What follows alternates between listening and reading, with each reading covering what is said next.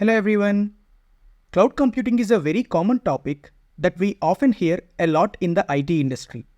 Initially, I used to think that cloud computing meant it was in the clouds, but later I found that it's not exactly correct. So in this video, let's understand what cloud computing really means.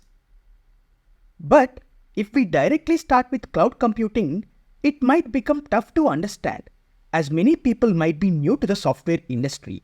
So let's start from very basics, such as what are servers, what is a data center, what is cloud computing, and all of it with real-life examples so that we can easily understand the concepts of cloud computing.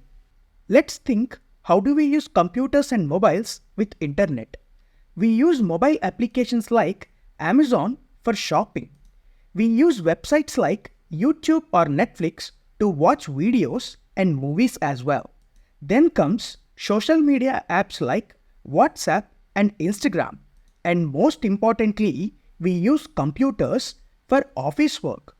So, just like we use computers and mobile phones every day with internet, software companies also uses computers. Let's understand how do software companies uses computers and internet. In software companies, software engineers need to use computers to develop the code for creating websites and mobile apps. They first write the code, and through this process, they create the websites and mobile apps that we use. This entire process is referred to as software development. Software companies, apart from developing the websites and mobile apps, also use computers for various other tasks. For example, software testing. They test websites and mobile apps to make sure they are working perfectly. Next comes project management. If you have friends or family members who are software engineers, you might have noticed that they attend regular meetings. They coordinate tasks and works using computers. Finally, the most crucial step for software companies is to make the websites and mobile apps they create available for people like us to use. They do this by deploying those applications which they have created, which means getting them ready to run. To run these websites and apps, software companies uses a special and powerful computers called servers instead of regular computers. Let's learn more about what servers are and why we need them. How do software companies run applications and what is a server? We often use websites and mobile apps quite easily.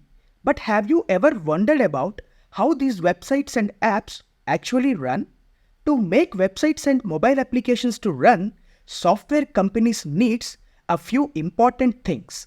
Firstly, they need computing power.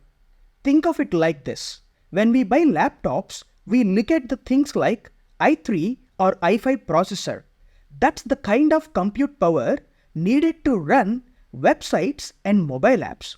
Computing power is very crucial to run software applications. Next, they need a database. Imagine applications like Instagram. They store lot of user information, messages, followers, and a lot more. All this data needs to be stored in a special place called database. Then they also need a place to store files like images, videos, and PDFs. This is called as file storage. Lastly, they need a network. After software applications are developed, they need to be accessed by the users. To do this, they must be connected to a network and the internet so that users like us can access and use them.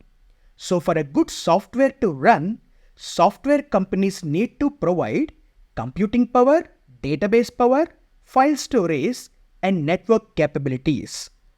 Now, the main question is, how do software companies provide all these things?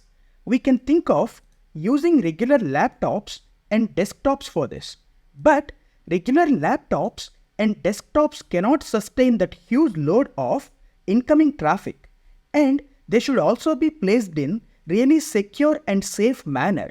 So, to deploy and run the websites and mobile apps, rather than using regular laptops and desktops, companies uses special computers called servers. Servers are designed to handle heavy workloads and to store lots of data safely. These servers provide the compute power, database, network and file storages that we need for websites to run smoothly so that users like you and me can smoothly access the application.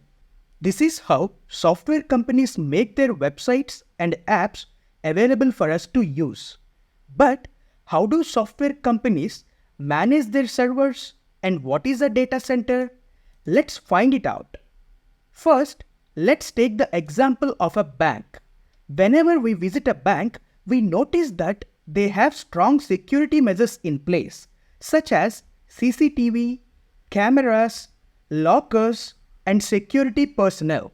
They do this because many people trust them to keep their money safe. That's why banks take extra care to ensure that everything is secure. In the similar manner, think about a software application like Instagram. Many people from all around the world use Instagram and it contains lot of data and important business activities. So the servers that run applications like Instagram needs to be very secure. They should be kept safe from anyone who might want to access them without permission, like hackers. To achieve this, software companies set up a dedicated room or building. In this place, they make sure that all the servers are safe and secure. They provide necessary electricity, wiring, air conditioning, and security measures to protect all these group of servers. This secure place where servers are kept is called as a data center. To summarize, a data center is a room or building filled with many servers, safe and securely in a network. Using the data center, companies will run the websites on the servers. So far, we have learned about servers and what a data center means. Now, let's understand what it takes to set up a data center and mainly the challenges of maintaining on-premise data centers. One of the first challenge is high upfront investment. To set up a data center, software companies needs to rent a room or building, purchase servers, pay for electricity, air conditioning, and invest in hiring software engineers. The costs of setting a data center would be really high and involves lot of investments. Another challenge is maintenance. After setting up a data center, software companies needs to handle a lot of tasks, such as managing the software and hardware, ensuring stable electricity supply, paying salaries to the staff. This maintenance work is a significant responsibility for software companies and can take away their time and focus from their main business. Another issue is limited scalability. Once servers are purchased and a data center is set up, even if we don't fully use those servers, we still need to maintain them. On top of it, if we suddenly need more servers, it's not easy to go to the market quickly, buy those servers, set those servers, and configure them quickly. This process is not so straightforward, especially in on-premise data center, making it challenging to scale up or down as in required. This process is not so straightforward, especially in on-premise data centers, making it challenging to scale up or scale down as in needed. Lastly, there is an issue of limited geographic reach. For example, if we are in India but need to serve users in America, setting up servers in America while we are in India isn't so easy. It requires a lot of money and effort to establish servers and data centers in a different country like United States. managing data centers in multiple locations is so complex and costly as well. This is why on-premise data centers often have issues with global reach. So, when software companies want to set up a data center on their on-premise, they face several challenges such as high upfront investments, maintenance challenges, limited scalability, and limited geographic reach. So, how do all software companies address these challenges? Well, they do it by utilizing cloud computing. So now, let's dive into the actual topic of cloud computing. Introduction to cloud computing. We have already looked at the problems that comes with software companies setting up their own data centers. Now, let's consider a scenario where software companies wants to run their applications using cloud computing. It's like how we shop easily on websites like Amazon. Instead of going through the hassle of setting up and maintaining their own data center, software companies opt for something called cloud computing. So, whenever the software companies needs servers or computing power, rather than setting up their own data center, they can utilize internet. Using the internet, they can request cloud service providers such as AWS, Azure, or Google Cloud, requesting for compute power, database power, network and file storages. But this time, instead of setting up their own data center, the data center will be managed by these cloud service providers. Over here, the cloud service providers will take the maintenance headache of maintaining the data center, and as a customers, software companies will just request for those resources and will utilize these resources. In a nutshell, cloud computing means we can get the compute power, databases, network capabilities we need without setting up our own data center. Instead, we use internet to connect to the cloud service providers such as AWS, Azure, and we order what we need from them. That's what cloud computing is all about. Great, we understood what is cloud computing on a high level. But now, let's see how cloud computing actually works step by step. Imagine we are software engineers and our aim is to make software applications to run smoothly.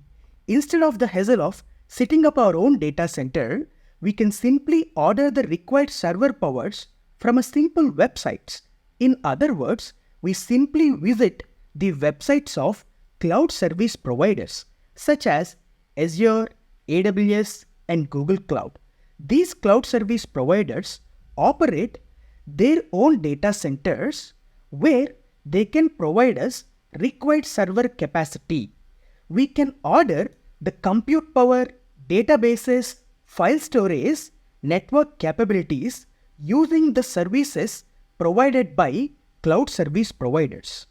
Once we have placed the order for the resources that we need, these cloud service providers make the details available for us. This means that the powers we requested are now available and we can use them to run our software applications right here. Immediately after that, we can connect to the servers they have shared with us using the login details they have provided. And then we can start using them as needed. Once connected to the servers provided by cloud service providers, we can deploy the application code that our software engineers have already developed. Then only our applications will be running. Once we deploy the applications, it starts running smoothly. It means end users can easily access our applications like websites and mobile applications. What's important to understand here is that we don't need to invest in setting up and managing the data center. And we don't have to deal with the headaches of maintenance. Instead, we simply order the resources we need virtually, and once they are available, we will deploy our application. This is the basic flow of cloud computing in detail. Cloud computing makes it really easy to access the server capacity, compute, database, file storage, and network capacity we need in order to run and deploy our applications. Because of the cloud computing advantages, many software companies, rather than setting up their own on-premise data center, they are looking at cloud computing to deploy and run their applications.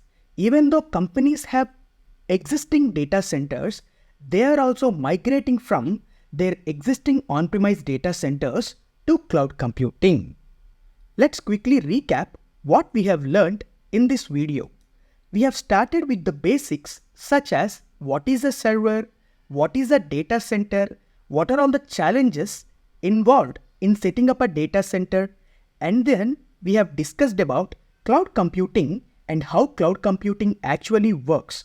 We hope this detailed video will give you a better idea about cloud computing.